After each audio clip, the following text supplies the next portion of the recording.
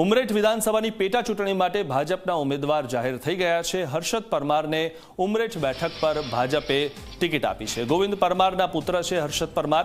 ભાજપના ઉમેદવાર ગોવિંદ પરમારના નિધન બાદ બેઠક ખાલી પડી હતી, ત્યારે હવે આ ટિકિટ તેમના પુત્રને આપવામાં આવી છે।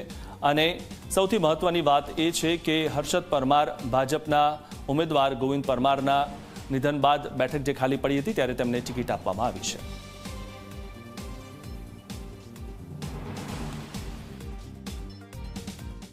સમગ્ર ગુજરાતમાં ગઈ વખતે જન સમર્થન મળ્યું હતું, વિધાનસભામાં પણ જંગી જન સમર્થન મળ્યું હતું અને સ્થાનિક સ્વરાજ્યની ચૂંટણીઓમાં પણ 95% કરતાં વધારે સીટો પર ભારતીય જનતા પાર્ટીનું કમળ ખીલ્યું હતું।